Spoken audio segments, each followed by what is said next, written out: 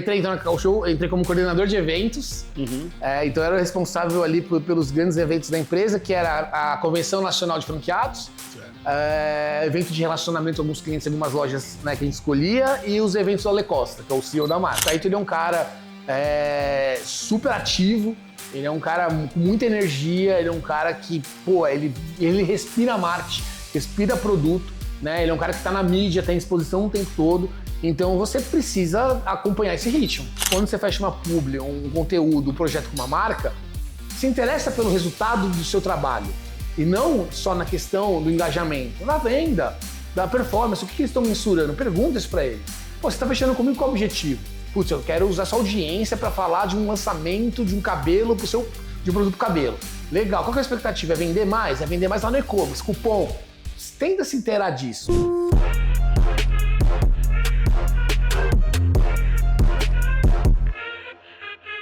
Salve, salve galera, aqui quem fala sou eu, Márcio Ataque Verso, com mais um King Cash. E o nosso convidado, nada mais, nada menos que Cauê Sanches! Meu Deus, hein? 2 nomes, eu não sei pra quê, mas vamos aí. Cauê Manhane Sanches. É mesmo? É o quê? O sobrenome? É sobrenome.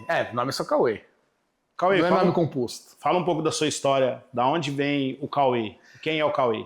Cara, o Cauê vem de... Sou filho único, né? Filho de... Meu pai tem gráfica, é empresário, minha mãe falecida foi dentista. E foi uma pessoa que desde cedo comecei a trabalhar com 16 anos, porque meu pai é o cara que sempre falou, pô, eu vou te dar, mas você tem que saber o que você precisa fazer, né? Não é dado por dado. Então eu comecei a trabalhar muito cedo, com 16 anos, comecei trabalhando com vendas, vendendo formulário contínuo, talvez a nossa audiência não conheça, mas formulário contínuo era aquele material que você imprimia e tinha que destacar as laterais, né? E você ficava como se fosse uma folha ali de sulfite. Sou uma pessoa então publicitário, amo, né, futebol, amo esportes, sou um cara que procuro ser sempre muito animado com a minha vida, com as coisas que eu faço, desde o meu trabalho como minha vida pessoal. Tenho uma filhinha hoje de 1 ano e 7 meses, a Bela, que é o meu grande xodó, minha esposa também, a Flávia, e graças a Deus sou cercado de boas pessoas, porque eu acho que a energia de quando você faz o bem, ela acaba retribuindo para você. Boa. Cauê, com 16 anos, você falou que trabalhou, né, nessa empresa. Essa empresa era de quem? Do seu pai? Do meu pai, era uma gráfica. E depois dela você foi para onde? Cara, meu primeiro estágio foi na IBM Brasil. Na época, a IBM era a 3ª marca mais valiosa do mundo. Então era era uma empresaça, perdia só para a Coca e para o Google. Então era uma baita de uma empresa empresa global americana, né? Então a gente respondia, inclusive eu reportava alguns momentos para fora. Então foi uma experiência assim bem diferente. 6 anos de IBM. E hoje essa empresa existe ainda ou não? Existe, a IBM na época que eu trabalhei lá, ela ainda tinha algumas... A IBM ela começou no mercado fortemente como hardware. Hardware que eu digo é computador, né? Então eu vendia computador. Essa parte de hardware foi vendida, depois ficou muito forte de serviço, principalmente questão de segurança, de tecnologia da informação, foi se desfazendo de servidores também, que era outra frente importante do negócio, e hoje eles são muito mais focados em questão realmente ali só da tecnologia, do serviço. Mas nessa empresa você fazia o quê? Eu trabalhei em marketing, eu trabalhei nas 2 áreas de marketing, porque lá a estrutura era dividida entre brand system, que era a parte institucional, então a parte de publicidade, campanha, agência, marketing 360, posicionamento de marca, e a parte de geração de demanda, que eram as ativações que a gente fazia para gerar novos leads, novos negócios para o time comercial de vendas. Porque como é um modelo B2B, que a gente não vendia para o consumidor final, a gente não conseguia de fato metrificar o que a gente estava fazendo, as ações de marketing, o quanto realmente elas estavam contribuindo para o negócio. Isso me frustrava muito. Mas e quando você viu que dessa empresa você entrou como estagiário, você já estava na formação de marketing, assim, já estava fazendo a formação? Eu estava fazendo faculdade de publicidade. Eu fiquei 6 anos, então praticamente eu me formei, né? Durante a minha formação eu estava nessa empresa e eu saí da IBM como um gerente de projetos, vamos chamar assim. Né? Então, desde estagiário, passei por 3 posições até chegar ali como gerente de projetos. Explica para as pessoas o que é o gerente de projeto. O gerente de projeto, ele nada mais é do que liderar uma iniciativa que tem um objetivo muito claro no final. Então, qual que era o meu objetivo? Era atender o time comercial, tinha um cliente interno que era o time comercial, A minha última passagem na IBM foi atendendo o time de software, então o software precisava alavancar receita, então dentro da estrutura eu fiquei atendendo eles, então eu tinha ali uma gama de produtos, onde junto com as lideranças, né, certas ali com o time comercial de cada unidade, a gente pensava em alternativas para poder gerar experiências, gerar eventos, ativações, para no final conquistar um consumidor, um cliente ali, para poder virar um negócio. Então o gerente de projeto conduzia essas ativações. Tá, nessa empresa era a IBM. IBM. Depois da IBM você foi para qual? Yahoo. Internet. Muito forte pelo e-mail, né? Quem nunca teve um e-mail do Yahoo, por exemplo? Nossa. Fiquei 1 ano no Yahoo, mas na área de conteúdo, não na área de marketing. Mas já tinha mais quanto tempo isso aí? Faz quantos anos isso aí? Vixe, faz. Porque já existia essa parada de conteúdo no Yahoo? Já existia, porque o Yahoo, depois ele acabou se tornando muito forte a questão da venda da mídia, né? Dos espaços ali de editoriais. Então, nessa época, estava meio começando a fazer essa construção. Então, você tinha um portal do Yahoo, que era um portal com uma audiência legal, e dentro desse portal a gente tinha que pensar em editorias para gerar interesse em audiência. Hoje o Yahoo não é forte mais, Não existe mais, né? Acabou. Não existe, acabou, cara. Yahoo. Acabou, já era. E depois do... É igual o grupo, né? Igual o grupo que cantava. E depois você foi para onde? Depois eu fui para Cacau Show. Pra Cacau Show. Cacau Show, famosa Cacau Show. 6 anos de Cacau Show. Quem não gosta de chocolate? Mas me fala aqui, como foi o seu crescimento dentro da Cacau Show, né? E essas polêmicas que rola hoje sobre a questão de seita ou não é seita, ou se é religião ou não é religião. E polêmica essa, hein? Se você fazia parte dessa seita aí. Muito bom. Eu entrei então na Cacau Show, entrei como coordenador de eventos, então eu era responsável ali pelos grandes eventos da empresa, que era a Convenção Nacional de Franqueados, evento de relacionamento com alguns clientes, algumas lojas, né, que a gente escolhia, e os eventos do Ale Costa, que é o CEO da marca. Né? Então tinha uns eventos ali de mercado que participava, que a gente fazia a gestão ali. E, putz, cara, com 6 meses a diretora me chamou e falou, Cauê, putz, cara, eu acho que você é uma pessoa que pode fazer muito mais do que executar uma agenda de eventos. Né? Então, acho que você tem um lugar aqui no time de comunicação para ser um dos coordenadores de comunicação. Eram 2 na época, seria o terceiro, e a Cacau Show ela tinha um calendário de 16 campanhas no ano. Né? Páscoa, Natal, Dia das Mães, Namorados, enfim, um monte de campanha. E a gente se dividia. Cada coordenador ali era responsável pelo 360 de cada campanha. Então, o que era o 360? Desde entender internamente ali com o time de produtos, qual que era o produto que ia ser lançado, por que os diferentes, né? O que dava para fazer, enfim, o que chamava a atenção do consumidor de fato, até a parte de brifar a agência de publicidade, que a gente tinha, né, a Lelulara na época, depois acompanhar, aprovar tudo internamente, compartilhar com o franqueado, que é muito importante, a Cacau Show é franqueadora, colocar a campanha no ar, né, garantindo os prazos, times e tudo certinho, acompanhamento de resultados e no final, obviamente, trazer ali o fechamento da campanha, o quanto, né, a mídia, enfim, o investimento ali, quais são as métricas, as KPIs que a gente acabou alcançando com aquela campanha. Então, eu fiquei nesse papel ali com mais 2 coordenadores por praticamente 1 ano.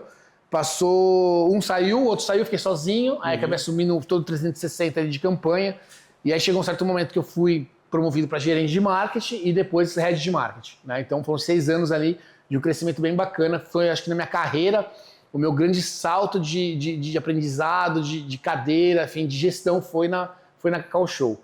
A pergunta sobre a seita, né? Que eu acho que esse assunto é um assunto bem polêmico, um assunto que até eu me posicionei sobre. Eu me senti na obrigação, porque foram 6 anos de Cacau Show, inclusive eu conheci minha esposa na Cacau Show, né? Então eu sou muito grato pela empresa também por essa oportunidade.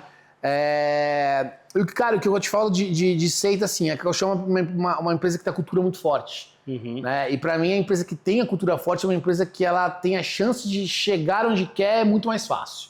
Tá? Por isso a Cacau Show hoje ela é o que ela é. É a maior franqueadora do Brasil, um faturamento de bilhões, enfim.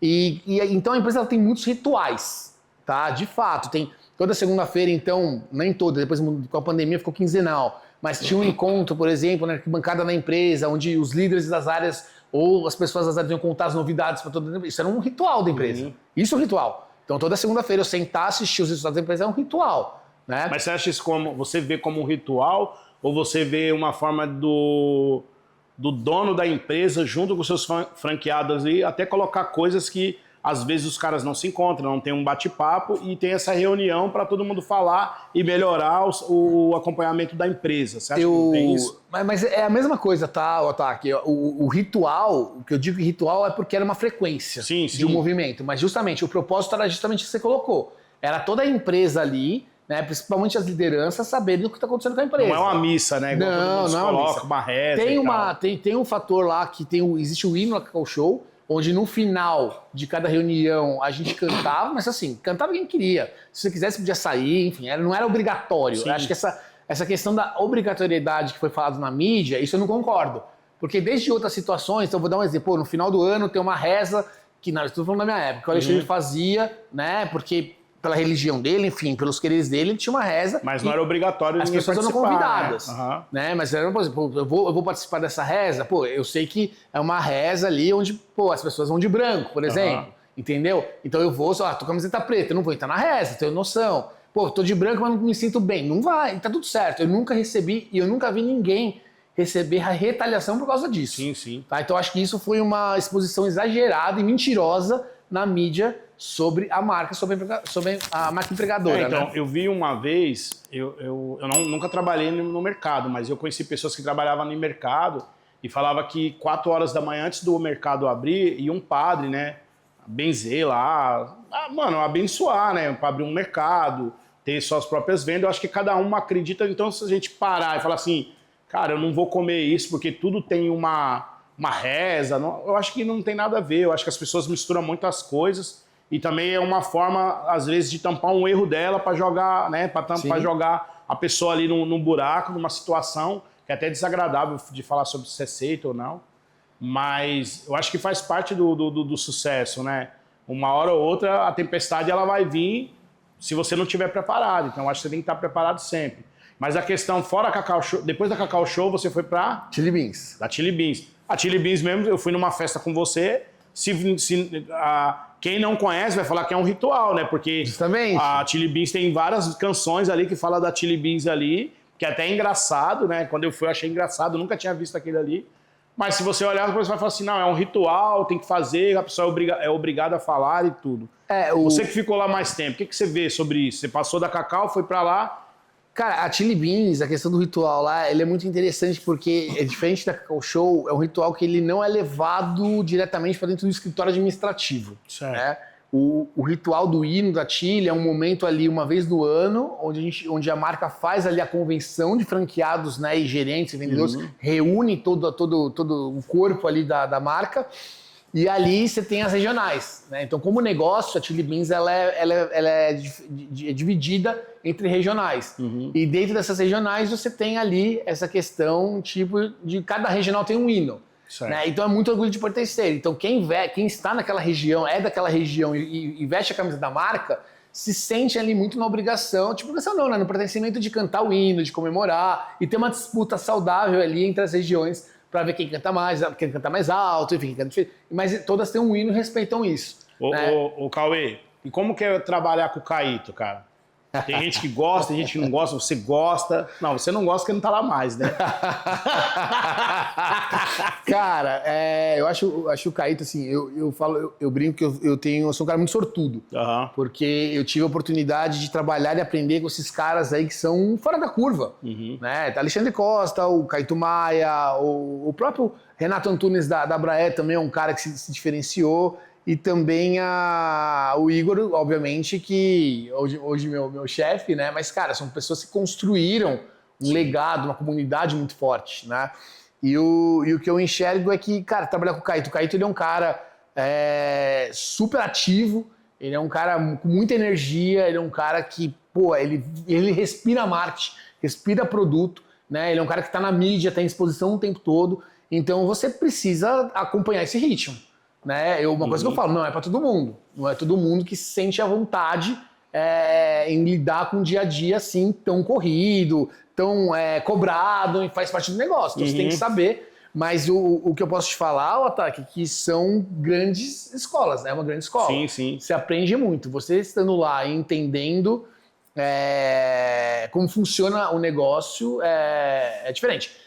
E assim, cara, sobre gostar ou não gostar, acho que isso é de todo mundo, né? Eu fiquei lá quase 2 anos, O Caio, encontro com ele direto, a gente se conversa, se abraça. Ele esteve aqui gravando, inclusive, com o Igor tem um tempinho. E, pô, a gente trocou uma ideia aqui. Então, é um cara que, pô, é um cara que eu quero muito bem, super do bem, me ajudou muito, né? Enfim, e eu sou muito grato por ele, pelo tempo, pela experiência que eu pude viver. O que você aprendeu com o Ale e com o Caíto, assim? Qual que é a comparação que você vê dos dois?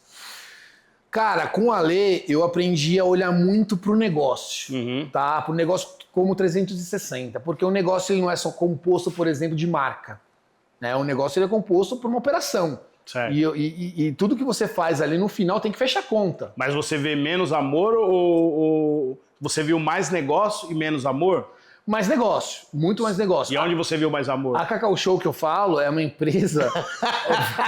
A Cacau Show é uma empresa focada em resultados. Certo. Então, todo mês, os líderes entram na sala, apresentam para um comitê de metas. Não sei se está assim hoje, estou falando da minha época. Certo. Apresentava as metas para um comitê de negócio. Né? Então, quando você não estava batendo uma meta, você tinha que levar qual era o plano de ação. Pô, isso aqui, meta, não estou chegando, por isso, aquilo, o que eu vou fazer para mudar esse cenário? Né? Então, é muito negócio. O amor, cara, assim, o amor, a Cacau Show incentiva... O amor é a meta, né? Bateu a meta, o amor. A Cacau Show amor. incentiva o relacionamento entre funcionários. Sim. Então, é que quem casa dentro da Cacau Show ganha uma geladeira, não sei, de novo, da minha época. Né? Ganha uma geladeira? Ganha uma geladeira se casasse. Pois é. Se casasse. Se casasse, começou a namorar, casou, ganha se divorciar. Não, não devolve a geladeira, por isso nunca tinha visto ninguém devolver. Ó, uma coisa que é engraçada aqui, sobre a Cacau Show. A diferença de público, porque você passou, e você está passando por outras empresas. Até agora, a gente está falando aqui das empresas que você passou, não a que você chegou agora. Então, tipo, por exemplo, a Cacau Show, a Chili Beans, vamos falar da Cacau Show na questão de idade. Quando você fala na questão de marketing, o que você vê na questão de público da Cacau Show? Cara, a Cacau ela tem um público que até surpreendia muito a gente quando a gente fazia um movimento que chamava Pé na Loja. Certo. Né? O que era o Pé na Loja? Era um movimento onde os líderes iam acompanhar algumas datas no mercado do varejo para poder entender o consumidor. E, cara, você via ali muito cliente chegando com moedinha contada, né? Então, por que eu tô falando isso? Porque o público da Cacau Show ele é um público ali é um B, mas mais dominante C. Certo? E com isso você precisa vender para quem? Para a massa. Certo. Certo? Eu preciso conversar com a massa. Então, o público da Cacau Show ele é um público muito sensível a preço, tá? A promoção, mas ao mesmo tempo é uma marca que, por ser top of mind em momentos como Páscoa, como Natal, é uma marca que o presentear, a lembrança da questão do presente é muito grande. Porque é ovo de Páscoa. Então você tem filho. Então você compra um ovo de Páscoa para o seu filho que tem um personagem A, B, C ou D daquela marca. Inclusive o seu filho vai ter essa lembrança. Certo. Né? Eu tenho uma lembrança, muito engraçado isso, que eu tenho uma lembrança da minha infância que não é com a Cacau Show, é com a concorrente, que é com a Copenhagen. Então meu pai, ele sempre me dava o ovo de 1 quilo crocante da Copenhagen. Cara, até hoje eu tenho essa lembrança. E marcou isso na minha vida, da concorrente. Né? Tanto é que, eventualmente, às vezes eu compro esse ovo por causa dessa memória afetiva que eu tenho com esse movimento. Então, esse é um consumidor da Cacau Show muito focado em questão de preço, custo-benefício versus presentear essas datas sazonais. Ô, Cauê, e outra coisa, essa marca que você falou, eu não vou nem falar o nome para não falar errado, eu vejo que ela não tem um apelo, né? Se você for ver, tipo, a Cacau Show, ela tem um marketing, e a outra, ela não tem um apelo de marketing, assim, pesado. É igual você falou, foi o que eu ganhei a primeira vez e me marca até hoje. Talvez a forma do marketing dela é essa forma, né? De marcar a pessoa e, tipo assim, cara, tá tranquilo. A pessoa vai passar e vai entrar na minha loja e vai comprar. É muito engraçado que o posicionamento das duas marcas são muito diferentes, até por questão de público, né? A Copenhagen ela é um público muito focado no público A, porque é um produto muito caro. Né? Pro cara, sim, o cara para mim é relativo porque ele a marca entrega uma qualidade muito boa. Né? Mas é um público assim, extremamente diferente, um público que a Copenhagen ela não precisa se posicionar como uma marca de massa. Ela não precisa falar com a massa, porque a massa não vai comprar o chocolate dela. A massa vai comprar na Cacau Show, vai comprar na gôndola do supermercado, vai comprar na Brasil Cacau, que é a outra marca do grupo, né, que fala com o público mais BC. Então a marca ela não precisa ter esse esforço massificado. Mas, porém, você pode fazer um trabalho ali em questão de comunidade, de conteúdo. Né? Eu sou muito fã de um produto da Copenhagen que chama Cherry Brand, que é o bombom de cereja. Cara, um bombom de cereja hoje, desse tamanho, ele custa R$22. Quem que come bombom, assim, perto da nossa sociedade hoje, população? Então você fala assim, aí você fala, cara, que produto caro. É muito bom, sou muito fã. Só que o produto tem uma história por trás que é muito legal. O produto, então, a cereja, ela vem de não sei da onde, que país, e é uma cereja gigante. O chocolate fica 4 dias, tipo, respirando, né? Enfim, tem uma história, assim, gigantesca. E o que eu falo? Até brinquei com uma pessoa que foi minha diretora, que trabalhou lá. E falei, vocês têm uma oportunidade de contar uma história desse produto, vocês não contam. Então, vocês têm um programa de fidelidade, vocês enxergam que o Cauê consome o Cherry Brand, o ovo Cherry Brand, o panetone Cherry Brand, e eu nunca recebi um material para falar, contar a história desse produto. Por que eu deveria receber? Primeiro que eu sou fã desse produto, então eu quero saber bastidor desse produto. E outra coisa, você conquista. Porque você fala, cara, esse produto ele não é tão caro. Porque olha o cuidado artesanal que existe para ele chegar até você. E aí, quando você foi para... Isso já é outra história. Agora vamos aqui para Chili Beans. Você foi o cara que também abraçou a questão do marketing e também abraçou na questão das collab. Ou já, quando você entrou, já rolava collab, e quando você entrou, você só trouxe algumas pessoas para alguma collab nova que deu certo? O ataque, e quando eu entrei, a collab já existia, né? Inclusive, um dos motivos que eu fiz essa movimentação de ir para Chili Beans, sair da Cacau Show para Chili Beans, foi de ser o gestor e aprender sobre collabs. Certo. Né? E eu acho que é muito legal que tem uma mensagem pro mercado aqui, porque é isso, o Caíto ele apostou numa pessoa que não tinha o licenciamento na veia, tinha outras competências para fazer a parada acontecer.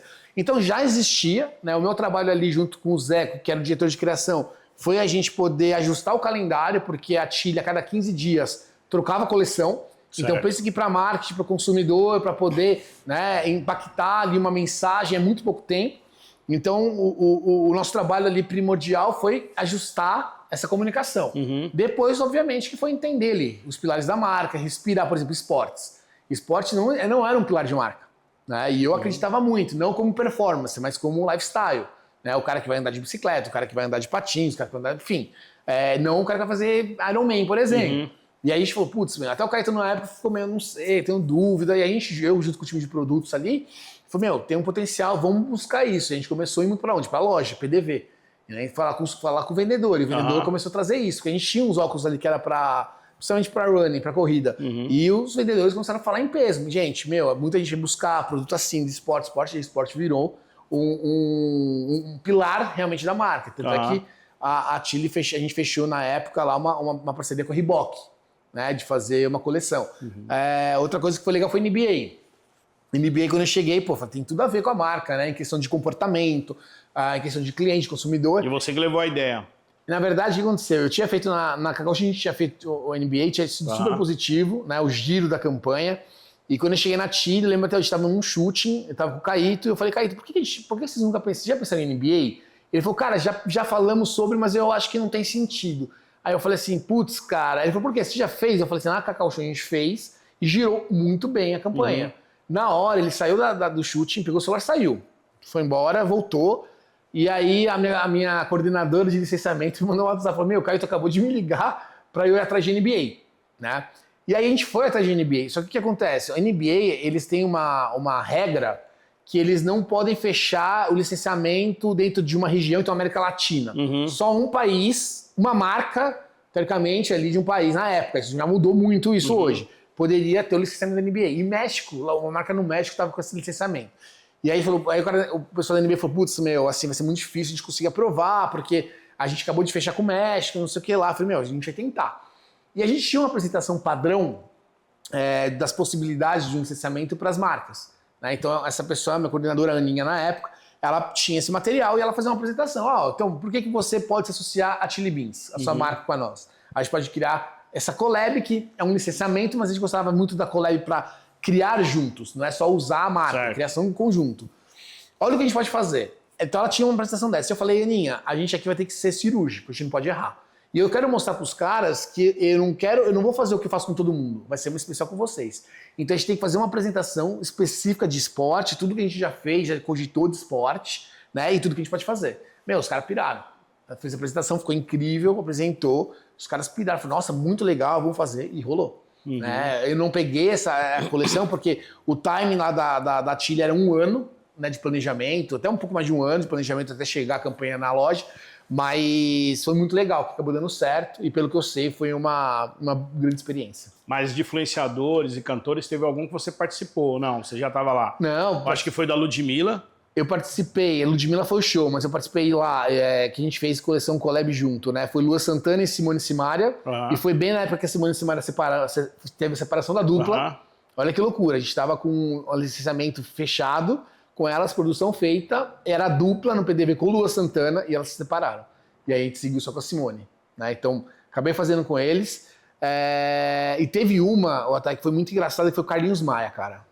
Eu ia falar agora do Carlinhos Maia. Carlinhos Maia, a gente tem uma curiosidade muito interessante. Carlinhos Maia, a gente estava num evento da BF, lá interno na Chili Beans, né? A BF, para quem não sabe, é a Associação Brasileira dos Franchise, é uma instituição ali que lidera e ajuda as franqueadoras, franqueados, enfim, né? É uma empresa que tem esse foco, né? Cuidar das franqueadoras, enfim. E eles faziam um evento lá no Chili Beans interno para levar alguns franqueados, donos de franquias, para poder conhecer mais sobre o negócio, né? E eu fazia a apresentação para a BF da parte de marketing, do que era feito e tudo mais. E aí teve, estava um dia nessa apresentação, acabou a apresentação, eu saí, sempre eventualmente vinha alguém conversar comigo, e aí um cara apareceu e falou assim, tudo bem, que prazer, eu sou o Luiz, isso aqui, beleza, Luiz. Eu falei, cara, eu sou assessor do Carlinhos Maia. Eu falei, cara, mas você veio pela BF? Ele falou, não, cara, eu vim na portaria aqui, falar que eu precisava falar com o cara do marketing, falaram que você estava aqui, eu vim. Falei, que segurança boa, né? Caramba, hein? E eu falei, não, mas enfim, beleza. E aí? Falei, cara, eu queria entender, porque, o Carlinhos Maia é muito fã da marca, né? Eu queria entender se tem sentido com vocês. Eu falei, cara, vamos conversar sobre isso. Eu expliquei pra ele como tem um calendário. Eu falei, cara, a gente tem uma reunião, um fórum, onde a gente troca, que o Caíto ele era muito colaborativo quanto a isso. Né? Vou levar o nome, a gente vai discutir. Não, beleza. Só que o cara, meu Luizão, um abraço pra ele, inclusive, ele ficou no meu pé. Aí ele viu que eu fui até o Caíto e ele foi atrás de mim, insistente. Aí chegou ali, ele se apresentou pro Caíto, não sei o que lá, vamos falar, vamos combinar, vamos. Beleza, marcamos uma reunião pro Carlinhos Maia ir até a Chili Beans. Carlinhos Maia foi até a Chili Beans. E o Carlinhos Maia, cara, ele é um cara muito desenrolado, ele é um cara muito inteligente. Ele é muito inteligente. De negócio, o cara é um monstro. Chegou lá, começou a trocar ideia, cara, encantou o Caíto. Falou, vamos fazer uma festa junina aqui. Pô, eu sou muito forte no Nordeste, Norte e Nordeste. Ligou pra na época, pra Juliette, cara. Fez um call com a Juliette. Vou fazer com a Juliette, eu e ela, aqui um casal pra falar. Falei, pô, cara, animal, pô, legal pra caramba, enfim.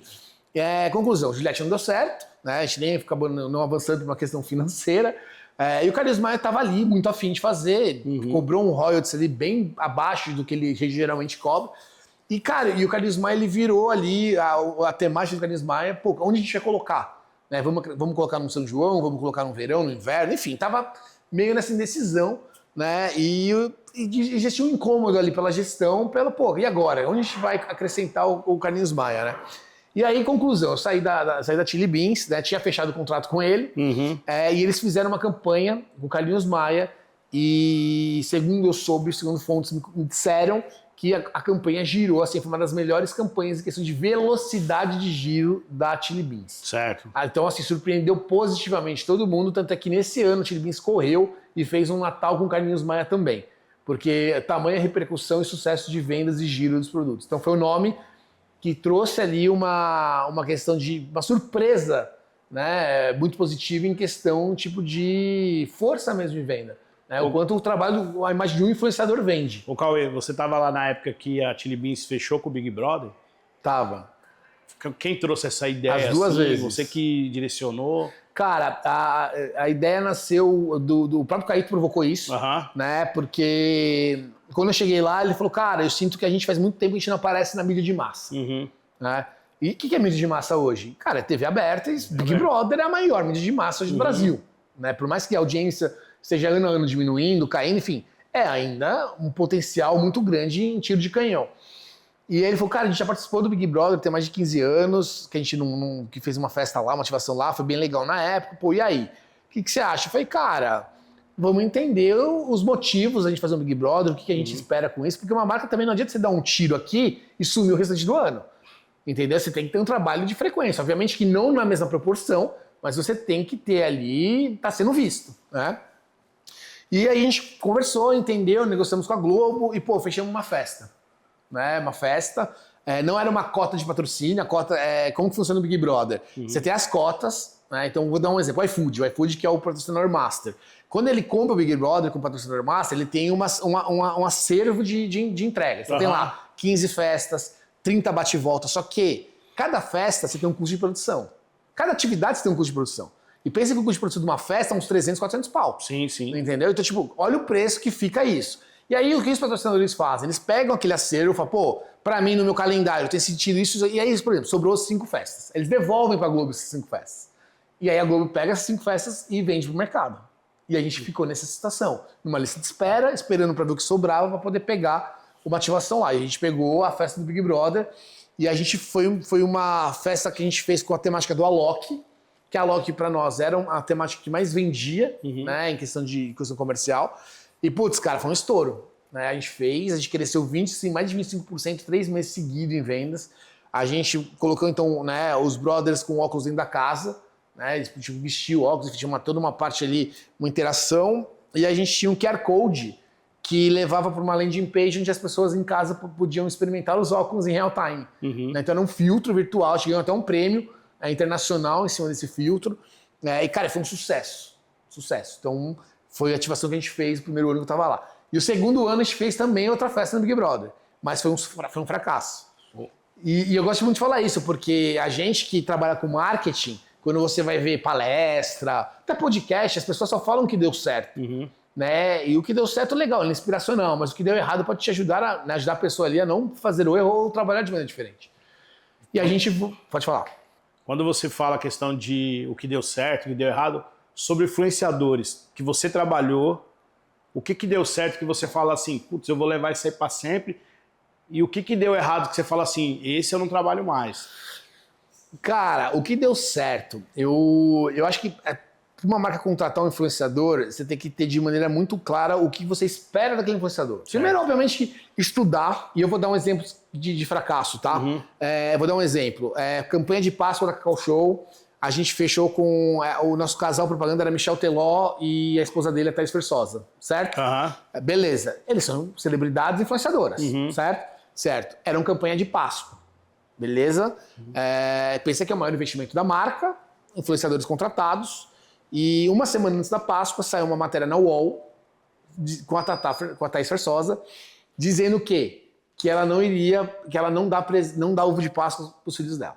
Ixi. Então pensa que eu, Cacau Show, contratei o casal para falar de Páscoa, e aí uma semana antes da data da Páscoa a gente recebe de milhões de franqueados um vídeo dela na UOL, que é um dos maiores portais de audiência do mercado, falando que ela não iria presentear os filhos dela com ovo de Páscoa porque motivou A, B, C ou D. Isso caiu muito mal. Né? E aí, de novo, como que você... porque tem tudo aquilo, você tem que estudar o perfil da pessoa, você tem que estar alinhado com os valores da pessoa, até aí estava tudo certo.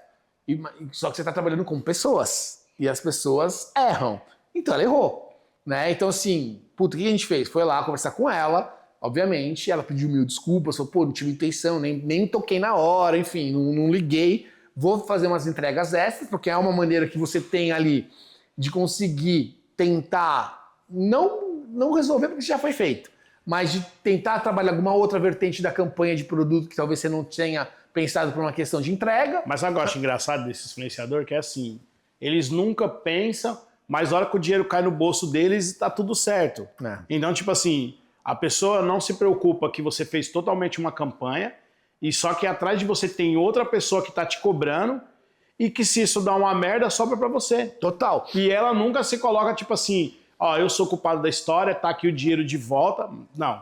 O dinheiro entrou na conta. Primeiro que para conversar com eles, o dinheiro já tem que estar na conta. E eles nunca lembram que... Tem uma influenciadora, tá, que é a VTube. Que inclusive, quando eu trabalhei com ela na Cacau Show, ela até hoje, a Cacau Show tá acho que 8 anos com a marca, ela inclusive se pronunciou sobre essa polêmica que rolou.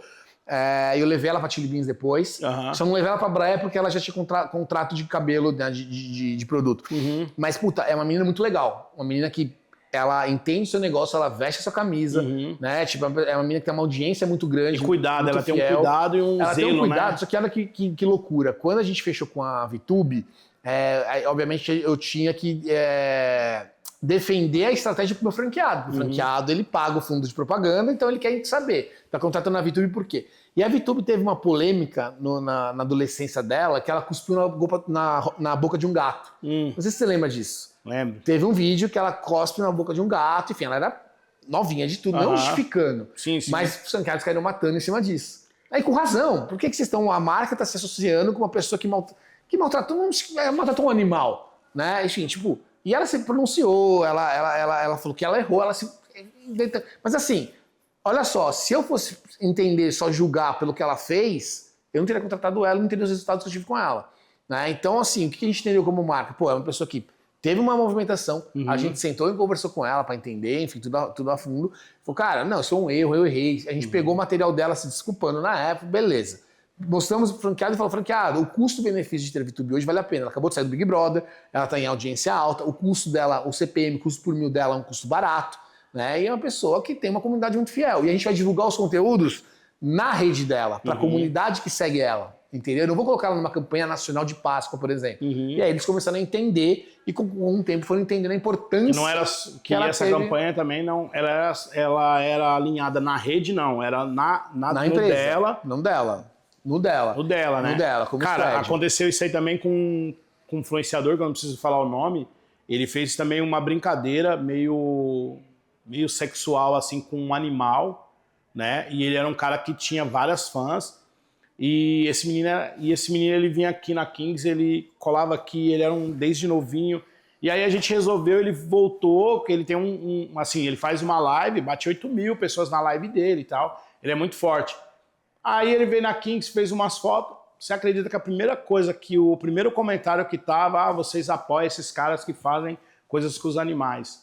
E aí, tipo assim, puta, todo o crédito que ele tinha, ele tem um crédito ainda. Só que é igual você falou, tipo, a Kings ela é uma rede igual uma Cacau Show da vida, né? É família, é não sei o quê, tem pai, tem criança, tem uma galera que segue a Kings ainda, que é bem antiga, e eles estão de olho tudo no que está acontecendo. Então, se você coloca uma pessoa lá que não está sendo agradável na sociedade, aí vai vir pedra. E você tem que estar preparado. Vai vir pedra, justamente. Por isso que eu falei, mesmo que você faça uma análise, a pessoa não tenha nada contra, ela pode comer. E o povo acha, né? Isso que é engraçado. Acha. O povo acha.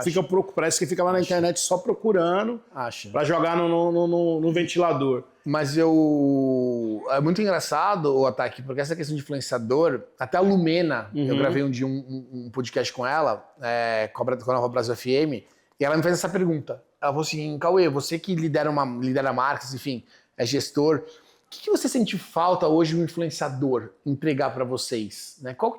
Eu falei assim, Lumena, para mim isso é muito fácil de responder isso. Eu já trabalhei hoje com mais de 100 influenciadores na minha trajetória. Você sabe o que o influenciador menos se importa?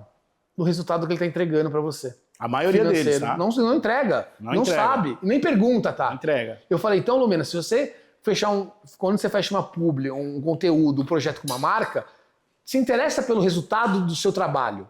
E não só na questão do engajamento. Na venda, da performance. O que eles estão mensurando? Pergunta isso para eles. Pô, você está fechando comigo qual o objetivo? Putz, eu quero usar sua audiência para falar de um lançamento de um cabelo de um produto para cabelo. Legal. Qual que é a expectativa? É vender mais? É vender mais lá no e-commerce, cupom. Tenta se inteirar disso. Cara, você falou uma coisa que eu lembrei aqui a gente fez uma collab com uma cantora, que também não preciso falar o nome dela. E aí, tipo assim, o que me irritava, que a maioria desse pessoal tem o assessor ali que fica sempre né, passando pano, né? Depois que fechou, o dinheiro caiu na conta. Aí ele falou assim, mas ela não acorda nesse horário. Mas ela não faz isso. Mas aí eu fui pro lado meio ignorante, né? Eu falei assim, mas calma aí. O dinheiro não entrou na conta? Quer dizer, o dinheiro entrou na conta no horário certo, no dia certo, e por que na hora de entregar não pode entregar? Aí, por que muitas collab com influenciadores não dão certo? De alguns. Porque a menina lançou uma collab, uma coleção dela, ela fez uns stories com uma roupa da Adidas. Peraí, ela fez uma collab com a Adidas ou ela fez uma collab com a Kings? Então, quer dizer, ela não valorizou nem o que ela lançou no mercado, né? Ela não respeitou nem o próprio fã dela. Então, eu acho que a maioria desses influenciadores, eles falam assim, não, se eu fizer isso, o meu público vai comprar. Mas eles nunca fizeram, como que eles vão saber se o público deles vão comprar, se o pouco que eles fazem, eles não entregam? Você falou isso, é uma situação, um outro quando eu trabalhei na Braé, que Braé é uma marca de cosméticos premium, né, foco em mulheres. A gente tinha uma influenciadora, que não vou citar o nome, e ela queria fechar um contrato de exclusividade. E a gente falava assim, cara, pra gente financeiramente, pelo que você tá propondo, não tem sentido. Né? A gente tem uma entrega combinada com você, e você tem um bom senso. Você tá com a marca já tem 2 anos, né? Fechar uma exclusividade pra gente não precisa fechar exclusividade, a gente tem momentos. Né? O que ela fez? A gente postou um conteúdo com ela, no dia seguinte ela postou com outra marca do mesmo segmento. Aí a gente foi falar com o assessor dela. Assim, cara, não tem sentido isso. Né? Não, mas a gente não tem exclusividade. Eu falei, tudo bem. Mas assim, eu não tô falando nem só pelo nosso lado. Porque isso é chato pra ela. Porque como que ela vem hoje e fala assim, eu adoro Coca-Cola. Aí no seguinte ela fala assim, eu adoro Pepsi. Eu falei assim, calma, peraí. Você entendeu? Tipo, o que tá acontecendo aqui? Você não consegue criar. Ainda mais um produto pra mulher, que é a questão do cabelo, é muito forte. Né? Então a mulher, e eu dentro do segmento, eu estudei e aprendi sobre isso, cara, o cabelo pra mulher é uma coisa que assim, é o melhor, o supra-sumo, cara. Meu cabelo é o melhor que eu tenho, que eu possa fazer. Sim. E aí você vai lá, você vê uma pessoa que você segue, que você admira, um dia postando um produto, outro dia postando outro produto, pra mesma finalidade. Entendeu? Então, cara, não tem sentido isso. E pra gente não tem sentido. Beleza, não tem exclusividade, mas não existe o bom senso. É a questão só do dinheiro na conta. Então, beleza, eu não vou me associar a você, porque não tem sentido. Porque eu quero conversar com a audiência dela, mas a audiência dela tá confusa, porque tem 2 marcas iguais, concorrentes, diretas, um dia por semana, entendeu? Sim. Não espera, espera uma semana, que a não tem problema. De novo, não temos exclusividade, sabemos que você pode falar de outro produto, que eu acho que a estratégia, enfim, não tá legal. Mas, no dia seguinte, acho que é muita sacanagem, né? Não, e sabe o que hoje, assim, eu paro pra pensar e ver sobre a questão dos influenciadores, é que, assim, teve marcas que pagaram muito caro, que se arrependeram. O ego da maioria deles estavam lá em cima. Hoje já o influenciador já não é bem visto como um grande influenciador de vendas, né? E eu fico olhando que quando tem essa soberba, tudo, às vezes também cai a culpa em cima de quem? Do assessor. Porque quando vai fechar, é o assessor que vem falar com você. E quando fecha e o dinheiro cai, ainda é o assessor que fala com você. Aí, quando você vai cobrar a entrega, aí tem um ponto. Não, mas calma aí, aqui ela não... Mas antes você falou que ela fazia, você falou que era isso, você falou que era aquilo, e mesmo com contrato, né? Porque ainda as pessoas ainda assinando o contrato, elas ainda não conseguem, né, entregar. Eu acho que essa evolução que agora a gente está em 2025, hoje o influenciador está meio tipo, não que estão todo mundo desesperado, mas tipo assim, o joguinho do tigrinho te deu dinheiro, mas também tá te dando dor de cabeça. E aí vai ter que voltar para onde? Atrás das empresas, de novo, fazer campanha. E as empresas também entendeu que não é mais aquele influenciador que tem bastante números, mas é aquele influenciador que está construindo de pouco, né? E está fazendo uma comunidade. E aí cada marca tem que entender qual é essa comunidade que combina com a sua marca e pegar esses influenciadores. Justamente. Eu concordo 100% com o que você está colocando. E eu ainda sinto, olhando o mercado assim, eu ainda sinto que tem muita marca que não conseguiu entender essa conexão. Tem muita marca que tem muito dinheiro, então contratar influenciador não é difícil. Não é difícil. Até porque depois, se você for mensurar um resultado, você nem sabe o que vai mensurar. Aí você vai pegar ali um monte de resultado de um monte de influenciador e vai jogar isso para cima e falar foi um sucesso. Né? Vou fazer um negócio para ganhar um prêmio, né? Nosso mundo de publicidade vive muito essa seara de prêmio, premiação, campanhas para... Isso foi muito legal que você perguntou de aprendizado. Cara, eu aprendi muito isso com o Alexandre, da Cacau Show, porque ele é um cara que falava muito assim, cara, muito cuidado com o que vocês estão passando como briefing para agência, porque eu não quero ganhar prêmio, eu quero vender mais. Sim. E muitas vezes a gente vem com ideias mirabolantes, você fala, putz, isso é genial, mas não vai vender, não vai tocar o consumidor. E no fundo eu preciso tocar o consumidor. Mas então, sabe uma coisa também que eu entendo, por exemplo, você falou da Sadia que você falou, né? Qual que você falou? Você falou de uma empresa, você falou de uma empresa... Vou dar um exemplo, tá? Você falou o nome de uma empresa aí. É a mesma coisa de você pegar e falar assim, tipo assim, o sabão, o Omo, ele sempre vai vender. Então, tipo assim, mesmo que você faça uma publicidade muito grande nele e você não fizer pela comunidade que já compra aquele sabão, ele sempre vai ser o número 1. Então, tipo assim, questão de premiação, ele sempre vai vender. Excelente. Agora, o que você falou, uma coisa que é certa. O que você quer fazer marketing em cima da sua empresa? Você quer que ela vende ou você só quer que ela enche a parede de prêmio? Eu já ganhei uma premiação e uma vez eu, não quero, Deus me livre, não tô cuspindo pra cima não, mas um dia eu entendi que tipo assim, cara, você tem uma premiação que você ganhou, que você mereceu, mas no final das contas ela fica ali só enchendo de poeira.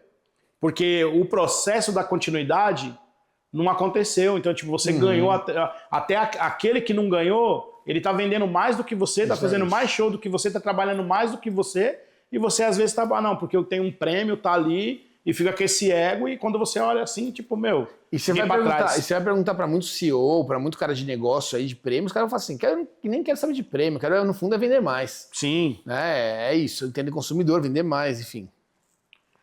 Falar em prêmio, quais os prêmios fake que você já conhece por aí? Prêmio fake? De empresas, cara, de empresas. Agora não, então, agora acabou de estourar, né? Teve agora o Cannes, que é a maior premiação da publicidade né, mundial, que acontece na França, e tem um escândalo aí envolvendo, né? Inclusive um dos cases que é o do São Paulo, do Tricas, tô falando, envolvendo porque o São Paulo, ele colocou, o São Paulo, tipo, que eu não lembro agora quem que era a agência, me ajuda aí, Daniel, lembra quem que é a agência. Mas eles colocaram um case, escreveram um case dizendo que o lançamento da camisa do São Paulo, que era a terceira camiseta do uniforme, que era em homenagem àquela festa que a torcida faz, acompanhando o ônibus ali, o São Paulo é muito característico com isso, principalmente em Libertadores, né? Então a New Balance lançou essa camiseta. O case foi dito o seguinte, as pessoas que estariam próximo ao ônibus ganhariam ali, tipo, um acesso exclusivo. Só essas pessoas poderiam comprar camiseta. Certo? E aí divulgaram um número lá, vendemos tantas camisetas, sucesso. Só que, na verdade, a pessoa que estava perto do ônibus, ali nesse raio, ele recebia um voucher. E uma comunicação dizendo, você conduz, torcida que conduz. É isso, né, Daniel? Torcida que conduz? Torcida que conduz, legal, parabéns. Então, assim, escreveram um case, entendeu? Para ganhar um prêmio, onde que, na verdade, o resultado era mentiroso. Então, mas de quem que era a culpa nessa questão da premiação? Tem a ver com o pessoal do São Paulo ou não tem nada a ver? Cara, isso geralmente quem faz a inscrição é a agência, que não lembro o nome de verdade, mas ao mesmo tempo, teoricamente, o cliente aprova. Entendeu? Então, o São Paulo, teoricamente, pelo menos tem que, se não aprovou, tem um gap ali no processo, mas o São Paulo teria que ter aprovado essa inscrição de prêmio. Eu já participei, eu já fui jurado de prêmio de publicidade. E quando você vê ali é muito engraçado, né? Porque você vê lá, a BMW lançou um carro no metaverso porque não tem o carro físico no Brasil. Então fizeram uma estratégia com o Nobrook e não sei o que lá, que puta, legal pra cacete. Aí você fala, o que mensurava como resultado? Tinha que vender 100 BMWs. Aí você pensa assim, cara, mas 100 BMWs para o público que ama BMW é muito ou é pouco? Então, a questão de novo, o resultado. E marqueteiro, gestor de marketing, diretor de marketing, CMO, qualquer cadeira que vocês queiram fazer de marketing, tem muita dificuldade em entender, de metrificar resultado. E, de novo, quando você escreve por que eu estou tocando nisso? Porque a criatividade ela é muito importante. E eu acho que hoje a gente tem que arriscar mais. Só que tem que ter muito claro essa questão do resultado. O que eu espero com isso? Ô, Cauê, agora, assim, a gente tá chegando quase no final. Ainda tem várias coisas pra te perguntar. Mas eu vou te perguntar duas coisas. Quem é o Cauê no LinkedIn? Eu não sei se eu falei certo. LinkedIn. E qual que é a experiência de você estar no LinkedIn e ser um cara conhecido por mais de 4 mil... 40 mil? 35 mil pessoas. 35 mil pessoas. Entendeu? E quem são essas pessoas? Ô, Ataque, o LinkedIn, para mim, ela é a minha principal rede social. Né? Eu trabalho no LinkedIn desde 2016. Então, eu tenho mais de 10 anos de LinkedIn. Tem muita gente que é novato e tá tudo certo. Não tem certo ou errado. Tanto que a audiência, inclusive, do LinkedIn caiu muito por essa questão desse boom das pessoas. Muito pela questão de procurar emprego, open to work, enfim. Mas eu trabalho, a ferramenta tem mais de 10 anos. E eu entendi que para eu me diferenciar e eu poder mostrar o meu trabalho, o LinkedIn era o melhor canal. Né? Então eu comecei a focar muito nessa questão de investimento de conteúdo, de contar meu dia a dia, de contar meus cases, né? Enfim, de falar hoje também, de falar sobre um especialista de marketing, né, uma pessoa que entende de estratégia, então de me posicionar. É legal que hoje muitas pessoas me mandam, quando acontece uma campanha, algum fato, as pessoas me mandam para comentar, para analisar. Né? Tem até um aqui de ontem que me pediu para falar sobre a questão da Fórmula 1, dos brindes do McDonald's, que acabou muito rápido, que é o marketing de escassez, mas a estratégia ali foi meio errônea, na minha opinião. E, cara, a minha comunidade LinkedIn ela é muito focada em pessoas de marketing, tá? Então é muito engraçado. Assim, óbvio que eu nem quero, longe de mim, de me querer tornar uma celebridade de marketing, não é isso, né? Eu quero ser uma referência que eu possa inspirar as pessoas e ajudar as pessoas e aprender com as pessoas. Ô, Cauê, você falou uma coisa que é interessante e era legal você falar sobre essa questão desses marketing hoje que vem esses brindes, tipo o McDonald's e também teve do cinema, aonde as pessoas agora... Assim, a gente tem que ser bem claro. Esses tipos de produto, ele tem que entender para que tipo de público que eles querem fazer. Porque às vezes um cara que não tem uma condição, ele está esperando o salário dele sair ali para ele ir lá comprar, aí ele chega no McDonald's, por exemplo, ele quer comprar esse carrinho de Fórmula 1 para dar para o filho, ou até para guardar de presente, ou dar para o pai dele, e aí ele chega lá, não tem, aí quando você olha na internet tem lá um brinquedo que eu não sei nem quanto que custa no McDonald's, os caras vendendo por 300, 700 reais, tá ligado? Eu acho que os caras tinham que mudar um pouco essa estratégia e ser tipo uma pessoa por CPF, sabe? Porque assim, tá virando uma forma que tá ridículo. Você não conseguir comprar um brinquedo que às vezes você quer dar pro seu filho e você não consegue comprar, mas depois você entra lá no Facebook, tem todo mundo vendendo por 300, 400 reais um balde que custou 40 reais, cara.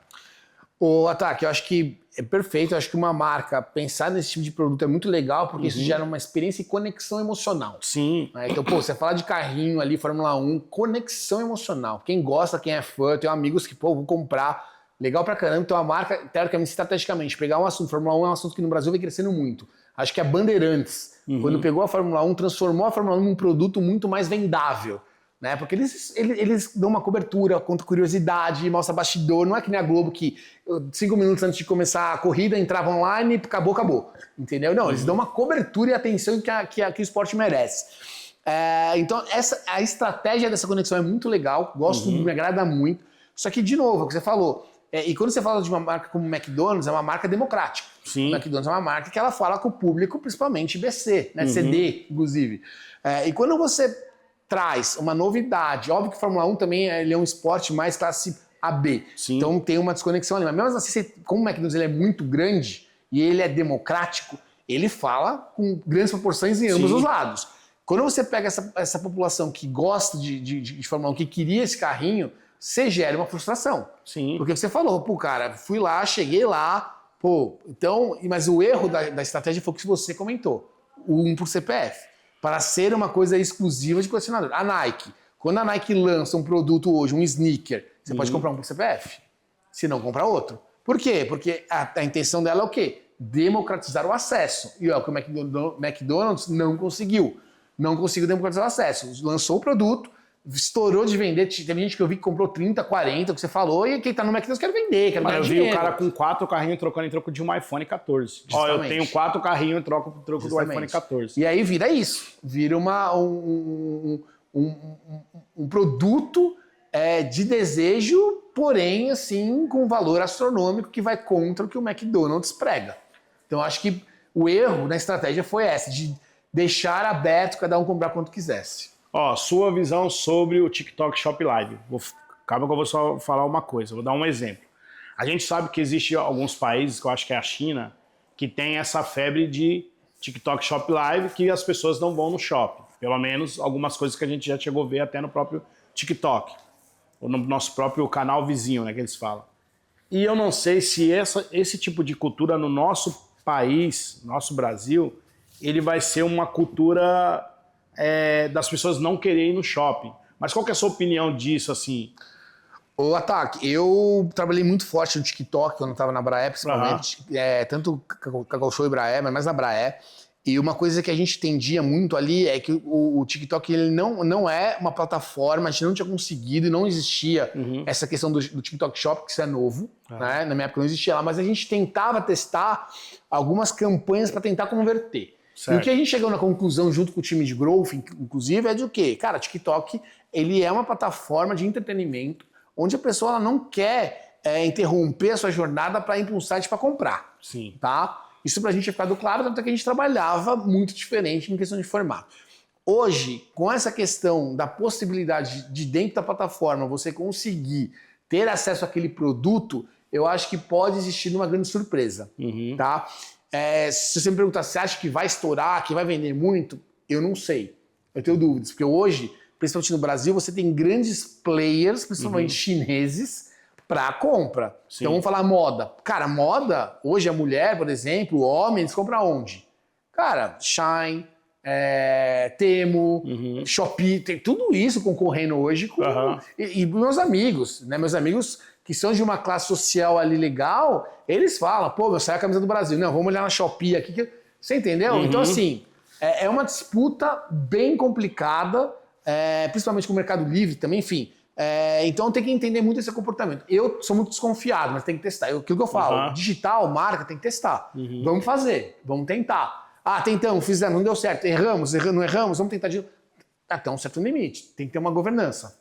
Mas eu acho que pode ser uma grata surpresa. Eu sou muito desconfiado, mas eu acho que pode surpreender. Bem trabalhado, com entretenimento, criando uma questão de um emocional com a sua, quando você tem uma marca que tem um produto específico, né? Criar com essa comunidade da sua marca, um momento ali, por exemplo, uma vez por mês, uma vez por semana, uma quinzenal, que você vai trazer condições diferenciadas, coisas que talvez esse cliente não consiga comprar no dia a dia, eu acho que pode ter uma grata surpresa. Mas é um trabalho de comunidade, que é aquilo que você falou um pouco atrás. Entendeu? Não é para todo mundo, dá tiro de canhão.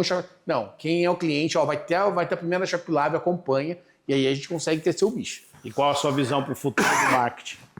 Cara, o futuro do marketing é continuar entendendo cada vez mais o seu cliente, né? Trabalhando em comunidade, trabalhando com as pessoas que são fiéis à sua marca, levando histórias, levando entretenimento. Eu falava um tempo atrás, a marca ela tem que entreter, né? Esse entretenimento. Hoje ela tem que entreter e educar. Então o cliente tem que olhar a sua marca e falar, nossa, eu não tinha pensado nisso, que legal, eu quero. Né? Não só o conteúdo do humor. O humor a gente sabe que é o melhor conteúdo hoje para você gerar um engajamento. E consequentemente uma conversão. Mas hoje também você tem que educar. A parte educacional da sua marca é muito importante. Então o marketing do futuro é um marketing que vai equilibrar tudo isso junto com a inteligência artificial para poder te ajudar a escalar a sua comunicação, o seu negócio, as suas campanhas.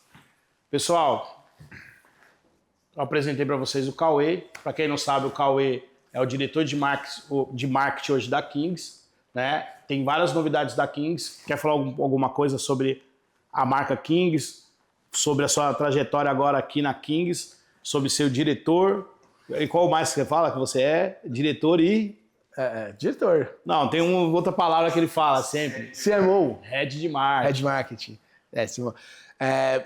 Que eu tô 9 meses aqui na Kings, tô muito feliz, acho que a gente vem conseguindo aí junto com o time de marketing maravilhoso que tá aqui, né, construindo uma história bem legal, um momento diferente, né, da marca que vocês passaram, você tem bastante tempo de casa, você sabe disso, mas cara, trabalhando muito, entendendo ali a nossa cultura, a nossa essência, os nossos pilares, tentando entender, né, o nosso consumidor, principalmente entendendo melhor a mulher, de como que a gente consegue ser mais atrativo como produto para as mulheres, né, em questão de moda. Então, assim, eu estou muito feliz. Acho que os desafios aqui, né, o Igor dá uma autonomia bem legal para a gente trabalhar no dia a dia, enfim. Muita coisa legal acontecendo. Esse tempo que eu tô aqui já conseguimos fechar grandes collabs. Sim. Né? Já conseguimos fazer muitas coisas legais, enfim.